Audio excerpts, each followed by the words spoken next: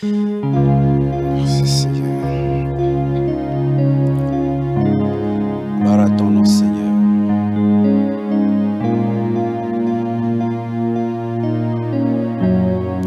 Béni soit ton nom Seigneur.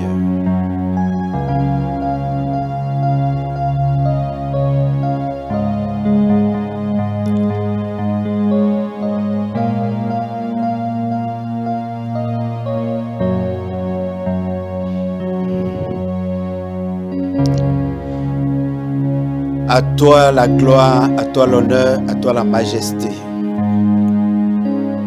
Le Dieu souverain, le Dieu magnifique, le Dieu excellent, le Dieu qui est au-dessus de tout Dieu, l'alpha et l'oméga, le vivant de tous les temps, l'ancien des jours, celui qui règne sans partage, le Dieu qui est au-dessus de tout Dieu, devant qui tout genou fléchit et que toute langue confesse qu'il est le créateur de toutes choses. Le vent t'a reconnu et il s'est soumis. L'eau, la mer, les océans ont reconnu leur créateur et ils se sont aussi soumis. Seigneur, nous te soumettons toutes choses dans ce programme. Prends le contrôle et enseigne les cœurs. Enseigne, Papa, Père, nos âmes. Enseigne-nous, Papa, par ton esprit. Et que toute la gloire te revienne dans le nom et puissant de Jésus-Christ. Amen. Nous bénissons le Seigneur Dieu Tout-Puissant pour la vie de chacun de vous, tous ceux qui nous suivent sur télé évangélique. Que la grâce de l'Éternel demeure dans votre vie. Nous sommes là encore ce matin, ou à l'heure à laquelle tu nous reçois, pour partager avec toi la parole de Dieu. Nous reconnaissons que c'est elle seule qui nourrit l'homme intérieur. Et sans cette nourriture, non seulement nous allons déprimer, mais on finira par tomber dans les pièges du méchant. La parole de Dieu, elle est très importante pour notre santé spirituelle. Merci de prendre le rendez-vous tous les jeudis avec cette chaîne. Honneur à toi, Seigneur. Alors, pendant ce mois, nous allons partager un thème avec vous, les 4 grâces de l'homme qui craint l'Éternel.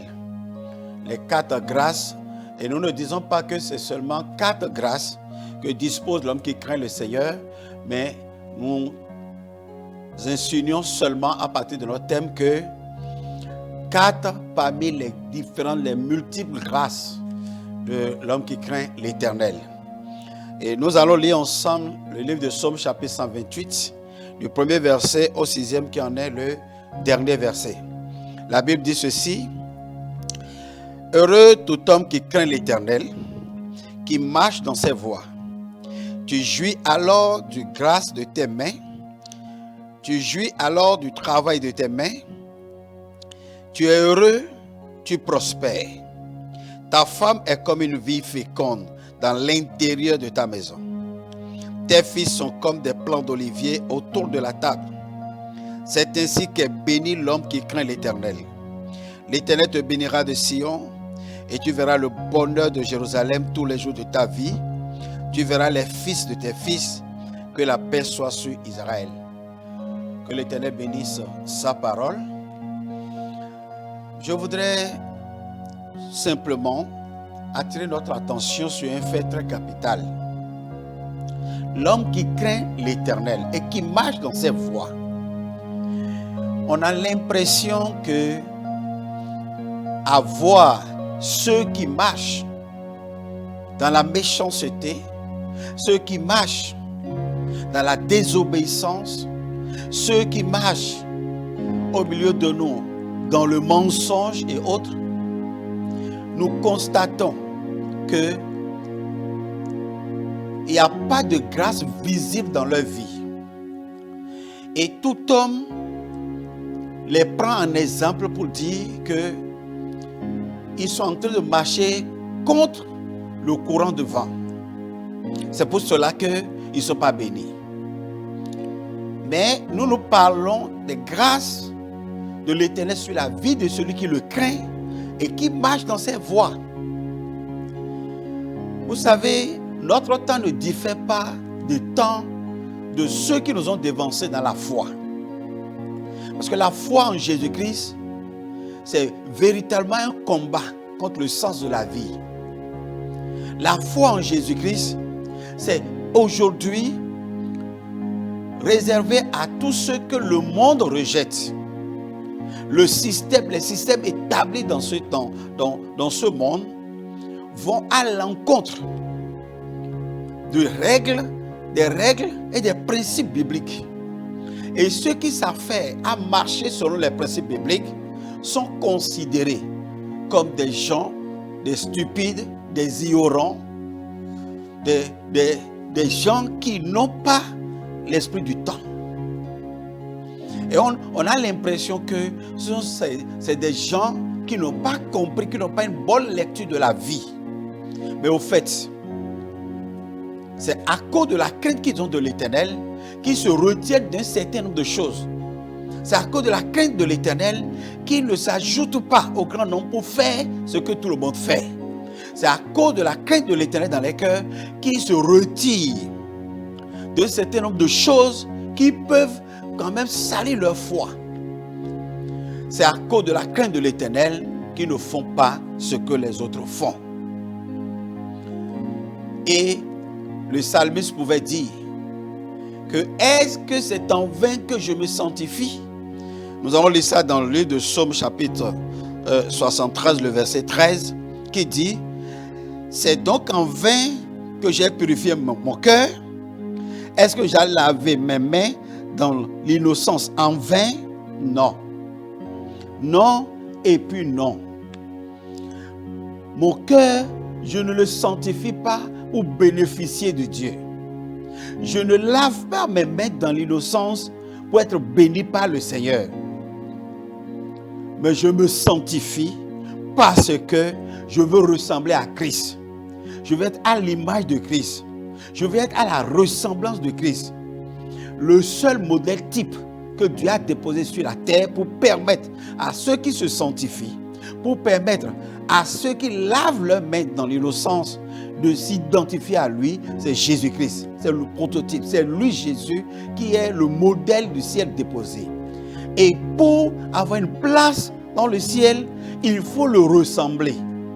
Si je sanctifie mes mains, si je lave mon cœur par la parole de Dieu, si je me retiens de faire ce que tout le monde fait, ce n'est pas pour bénéficier de quelque chose de Dieu, mais tout simplement, je veux m'identifier, ressembler à Jésus qui s'est lavé de toute souillure et qui a lavé son cœur également avec la parole de Dieu tout le temps pendant qu'il est sur la terre. Et ainsi, on pouvait l'appeler le petit Christ. Le modèle de Dieu, l'image de Dieu vivant, l'empreinte du Père. Frère, nous ne nous sanctifions pas pour être riches. Nous ne nous sanctifions pas pour influencer les décisions de Dieu. Nous ne nous sanctifions pas parce que nous voulons plaire aux hommes. La grâce de celui qui marche dans la crainte de l'Éternel et suit ses voies, c'est que unanimement, souverainement, Dieu accorde à cette personne la longévité. Frère, la première grâce que celui qui craint l'Éternel obtient en lavant ses mains dans l'innocence, c'est la longévité. Parce que dans le livre de Psaume chapitre 128, là, le verset 2, la Bible dit que celui qui craint l'Éternel, il a une grâce. Et cette grâce, c'est qu'il jouit des œuvres de ses mains. Dieu lui permet de vivre et de voir la semence qu'il plante grandir, porter ses fruits et qu'il jouit de ça. Est-ce que vous savez que beaucoup de personnes plantent des semences et quand l'heure de la moisson arrive, ils ont déjà perdu la vie. C'est-à-dire, ils meurent de manière précoce. Je donne l'exemple de quelqu'un qui a travaillé tout le temps pour que son enfant soit éduqué à l'école. son enfant a fait les primaires, les secondaires, l'universitaire, il a fini maintenant. Et c'est quand lui, il a gagné un poste, il va commencer maintenant par récompenser, par être le soulagement de ses parents que le parent décède, que le père ou la mère est fauché par la mort. Est-ce que cette dame ou ce monsieur en question a eu le temps de jouir des fruits de sa semence? Non et non. Non et non. Mais il n'en sera pas ainsi pour toi au nom de Jésus-Christ. Ta main va planter et Dieu t'accordera la vie de jouir de ces semences-là. Ce que tu as planté en un enfant, ce que tu as planté en un ami, ce que tu as planté dans un parent, tes mains vont jouir de ça. Dieu t'accordera la vie, la longévité, de vivre de ça, de jouir de ça. Vous savez, il y a des semences que nous plantons dans la vie des amis, mais que nous perdons de vue. Nous les perdons de vue, et puis pratiquement des années après, tu rencontres ce monsieur qui est déjà haut placé et qui ne cesse de penser à toi. Le jour-là, c'est le jour de ta moisson. Parce que Dieu t'a permis d'avoir la longévité. Dieu t'a permis de pouvoir jouir de ces semences-là. Il t'a sauvegardé, il t'a protégé pour que ces semences-là que tu avais plantées dans l'innocence, en n'attendant rien de personne, ont germé des fruits, ont germé des fruits et tu bénéficies de ce fruit-là. Éternel Dieu des armées, le Dieu qui ne doit rien à personne, il te permettra de jouir de ça. Il y a tellement de fruits, de semences que nous plantons et qui se retournent contre nous comme des grandes moissons. Et parfois on se demande, mais quand est-ce que j'ai fait ci pour telle personne? Mais quand est-ce que j'ai fait cela pour telle personne? Tu ne peux plus te rappeler de ça, mais l'Éternel n'a pas oublié tes bienfaits. Il te donnera la grâce d'en jouir. La première grâce que celui qui craint l'Éternel et qui marche dans ses voies jouit, bénéficie de la part de l'Éternel, c'est la longévité. C'est la longévité.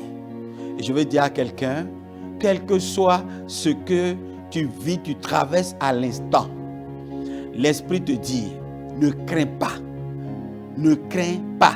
David a dit, je ne mourrai pas, je vivrai. Il ne s'est pas arrêté là. Je ne mourrai pas, je vivrai. Mais il a dit, il est allé loin, il dit, je ne vivrai pas, je vivrai et je raconterai. Tu raconteras. Il y a encore des merveilles, il y a encore des bonnes grâces, il y a encore des hauts faits, des miracles, des prodiges de l'Éternel qui vont encore s'accomplir dans ta vie. Tu raconteras. Oh, dis avec moi, je raconterai. Tu raconteras les merveilles de l'Éternel. Parce que Dieu t'accordera la vie et la vie en abondance. Au verset 6, au verset 6 de Psaume chapitre 128, la Bible dit, tu verras les fils de tes enfants, les fils de tes fils. Dieu t'accordera tellement une longévité qui va te permettre de voir les enfants de tes enfants, les fils de tes fils. Une longévité épanouie, une longévité de bénédiction, une longévité dans laquelle tu ne regretteras pas ta vie. Parce que tu as marché tout le temps, depuis ton jeune âge, dans la crainte de l'Éternel et dans la volonté du Seigneur. Tu ne le regretteras pas. Comme le prophète, le chantre Asaph ne l'a pas regretté, toi-même tu ne regretteras pas. L'Éternel, Dieu Tout-Puissant, veillera sur toi. Et s'il y a un mal qui te ronge actuellement, pour lequel les médecins ont déjà donné une date, je déclare dans le nom de Jésus que cette date soit déprogrammée. Que la vie pénètre maintenant dans sa cellule. Que la vie pénètre dans tes nerfs. Que la vie pénètre dans tout ton organisme. La vie en abondance. La vie qui, la victoire sur la mort est ta part et est ton lot au nom de Jésus-Christ. Merci Seigneur parce que tu l'as fait. Dans le nom de Jésus, j'ai prié. Amen.